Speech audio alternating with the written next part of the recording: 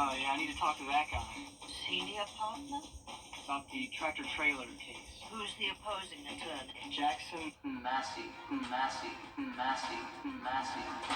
Jackson Massey got me paid. Injured? Call Austin Jackson, the Augusta guy. Everybody's got a guy. A guy to help you move, fix your car, someone you can count on when it really matters. That's what makes them your guy. I'm attorney Austin Jackson, and I'm your guy in Augusta. I was born and raised in the PSRA, and I help people get the money they deserve when they've been hurt. So if you've been hurt in an accident, I'm your guy. Call Austin Jackson, the Augusta guy.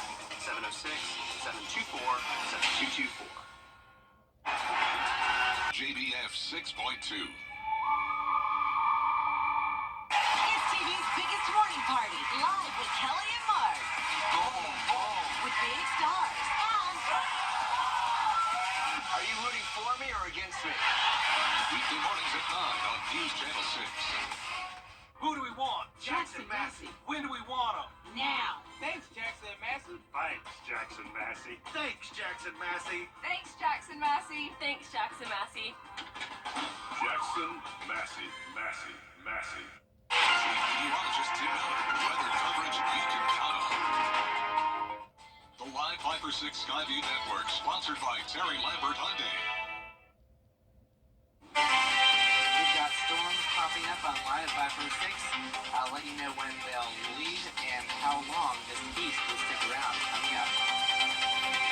Right now on News Channel 6 at 4, a new law in Georgia to crack down on fentanyl distribution. The two people now charged in Waynesboro. Plus, a local neighborhood gets a crime-fighting tool. We'll explain what it is and take you to the ceremony designating them as Citizens on Patrol. And the big gift that kicks off the Imperials improvement plans as News Channel 6 at 4 starts now. Live from Television Park, this is WJBF News Channel 6 at 4. Good afternoon, everybody. I'm Grant Mean. And I'm Jenny Montgomery. Thank you for joining us. We'll get to those top stories in just a moment. We will, but first we want to check in with meteorologist Miller Hyatt tracking storms that are out there. Miller? Yeah, that's right, Brad and Jenny. We've got weekend. I'll have details on that coming up in your Viper 6 forecast. Brad and Jenny. All right, thank you, Miller. Coverage you can count on continues now with new weapons in the fight against crime. The Richmond County Sheriff's Office unveiled the inaugural Citizens on Patrol vehicles to be used by the Somerville Neighborhood Association Crime Watch. Rhea Smith was there. The Somerville Citizens on Patrol's partnership with the Sheriff's Office aims to reduce crime, speeding, and any other issues that might happen. This is a way to proactively approach and prevent any potential crime. 3, 2, 1. Tuesday morning, the Sheriff's Department held the unveiling of Somerville's Citizens on Patrol vehicles. In partnership with the Sheriff's Office, the Neighborhood Watch program will monitor any suspicious or unusual activity and relay it back to law enforcement. Those that live and work here feel this will help keep crime in the area at a minimum. We simply watch and report. So the sheriff has provided us radios that have direct communication with the dispatcher, and after receiving training on that, what we hope is that other neighborhoods will step forward, have volunteers that are willing to kind of fill the gap, do very basic patrolling in their neighborhood, and report back to the Sheriff's Department when necessary. That's what the program is. Citizens on Patrol is looking for any volunteers who live or work in the area. To do so, please contact the Richmond County Community Affairs Department. In Augusta, Rhea Smith, WJBF, News Channel 6. A new law in Georgia, Austin's Law, makes it a felony offense and imposes involuntary manslaughter charges if fentanyl leads to an overdose death. 43-year-old Charlie Daniel and 32-year-old John Phillips both charged under Austin's Law in the death of John Cates. Cates found dead last week at a home on Pine Needle Road in Waynesboro. Daniel and Phillips are facing several charges, including aggravated involuntary manslaughter. If convicted, Daniel and Phillips face a minimum of 10 years in jail. Data shows fentanyl-related deaths have spiked 120% since 2019. Austin's Law was signed into law this year. Augusta leaders now looking to fill 21 911 operator vacancies. There's been a proposal to increase their pay by $3 an hour to try to get more folks in there. We're going to have more on this developing story for you. George Escala on his way back from the commission meeting, and you'll see what he found out tonight at 6. Speaking of, Commissioner Alvin Mason taking a leave of absence. He made that announcement during today's commission meeting. He has to have back surgery. Mason says he's going to be out 4 to 6 weeks, but he does plan to be back. And we can tell you Francine Scott's going to represent District 4 until his return. In honor of World Women's Golf Day, one local business is hosting an event to get more women involved in the sport. Hannah Latier joining us live now from Jones Creek with that story. Hannah. Guys, about 200 women have shown up today to practice their golf skills at the free event put on by Club Car's Women's Employee Network. They partnered with Jones Creek, iHeartMedia Augusta, and Shares Sisters Only Club, nonprofit, to help teach the sport to women in the area. Participants were able to get a lesson from golf pros and then practice on the range. They tell me the event helped grow not only their confidence in the sport, but the younger generations as well.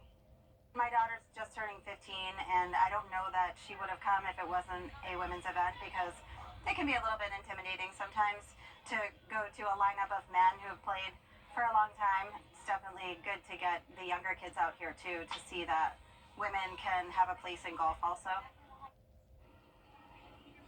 The event goes until 9 o'clock tonight, and there will be a reception from 6 to 8 p.m. for people to network, and all are welcome. Live in Evans, Hannah Latier, WJBF News Channel 6. This week, the Imperial Theater in downtown Augusta announced a $10 million capital campaign to begin renovations. News Channel 6's Kim Vickers with more on the plans to update that venue. This will be the first major renovation the Imperial Theater has had in more than 30 years, aside from some cosmetic work. We still need to raise additional funds. The design plans, the construction plans themselves are going to cost almost $700,000 or so. So we need to raise money to get the plans done, and at that point we'll be able to go out to bid. The funds raised from the capital campaign will go towards a 5-phase renovation to restore the 106-year-old theater to its former glory.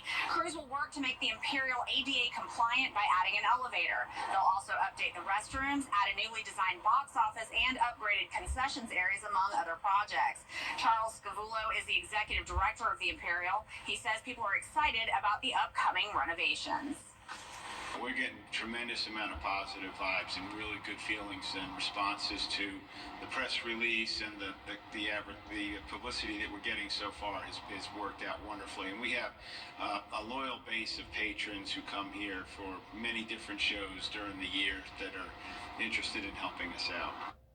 If you're interested in supporting the Imperial Theater's capital campaign, you can find out how over at WJBF.com. In Augusta, Kim Vickers, WJBF News Channel 6. There's a new effort to make sure nobody goes hungry in our area, especially our young people. Free summer meals for students are available at schools in Richmond County. It's breakfast and lunch for those 18 and under. Breakfast 7:30 until 8:30. Lunch is from 10:30 until 11:30. Look at that phone number there while it's up. You can call it and find out which schools are serving the meals. We like to recommend a certain new app that's come out within the last couple of years called Food Finder, and it's a wonderful app. And it's not just for this area; it's for anywhere in the United States. And you just put in your zip code, and it will pull up tons of locations that offer meals. We're not just going to stop at the end of June. There are going to be those resources out there, and we're going to help connect families where they need to be connected. The Family Y of Greater Augusta teaming up with Bright from the Start to provide free meals for children 17 and under. That's in Georgia and South Carolina. Locations and meal times at the Family Y website. The Golden Harvest also doing its part as usual with food pantries and groceries at all area YMCA locations. They can be picked up weekdays 10 till 7. Golden Harvest also operating mobile sites on the weekends. There's a number to call for you, 706-922-9133. Coming up, a Nebraska woman wakes up at a funeral home after she was pronounced dead. Scary. Deputies on that case trying to find out what in the world went wrong. Next. Storms are rumbling through the CSRA, and we have a lot more storminess to get through as we go towards the end of the week. I'll have details coming up. Than ever.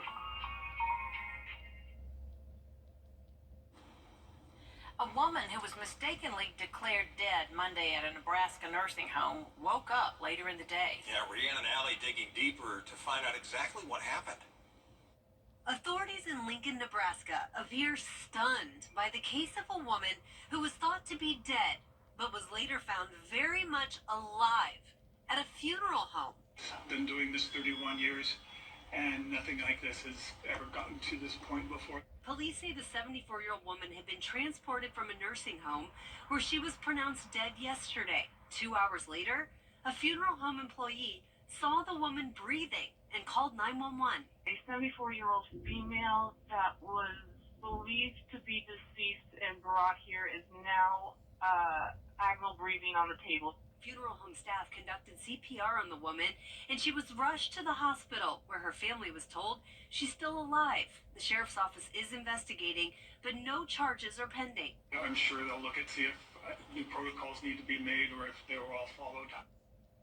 Because the woman's death had been anticipated, the nursing home was not required to call authorities after pronouncing her dead. Rhiannon Alley, ABC News, New York. Well, the sheriff's office announced today that the victim did die in the hospital. And those officers working with the State Health and Human Services Department on this case. We'll be right back. CSRA's favorite news app is now even better with easier access to local news, weather, and streaming video. Download the News Channel 6 mobile app. I'm Austin Jackson, and our law firm is fast, responsive, and ready to talk to you anytime. Call me. Get help. Call Austin Jackson, the Augusta guy. Hey, CSRA. They will be seeing another round of some storms drying out Tuesday, then more storms Wednesday, Thursday, and Friday, and looking at our summer type pattern continuing. And speaking of summer, all this week we are preparing for what could be an active hurricane season this summer. Here is meteorologist Gina Petracci with the reason behind the forecast.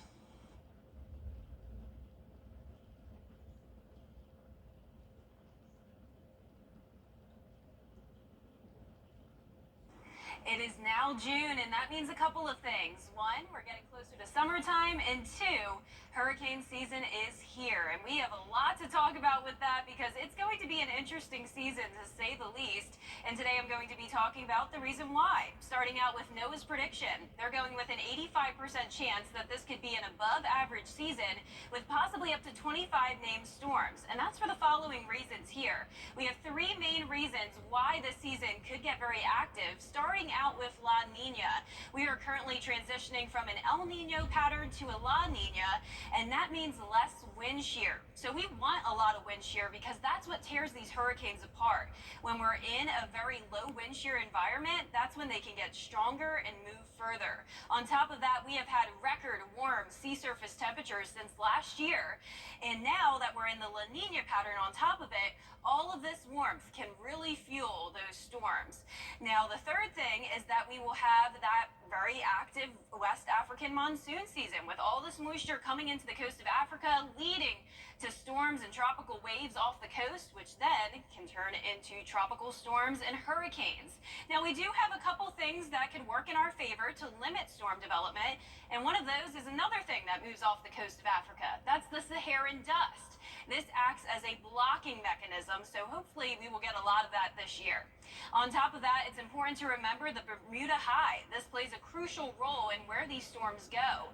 If the Bermuda High is closer towards the east coast of the United States, that would steer the storms up towards the north and west, possibly moving them inland. Now, if this Bermuda High is set up further towards the west, that's good news for us, and a lot of times these storms stay out to sea.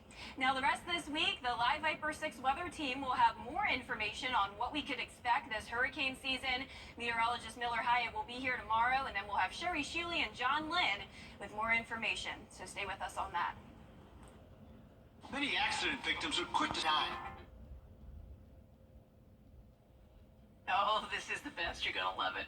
Republican Congressman John Rose of Tennessee was delivering an impassioned speech about the Trump verdict. Impassioned though it was, nobody was paying attention to him because they were a little distracted by a special guest right behind him. Charges brought against Donald Trump should gravely concern every member of this body. Republican nominee we'd be well served to remember the long and cherished tradition box. For nearly 2.5 centuries, our nation's elected leaders to oppose their political rivals through the weaponization of our... Well, that was not world's youngest congressman behind him. It was his son making those faces and hand gestures while looking right into the C-SPAN camera, not shy about it. Rose says he had told his son to smile for his little brother at home, but never expected that. No, not antagonize your little brother at home. But smile. There's a lot more coverage you can count on at 4:30. Including how the Attorney General in Georgia is battling cell phone use in the state's prison.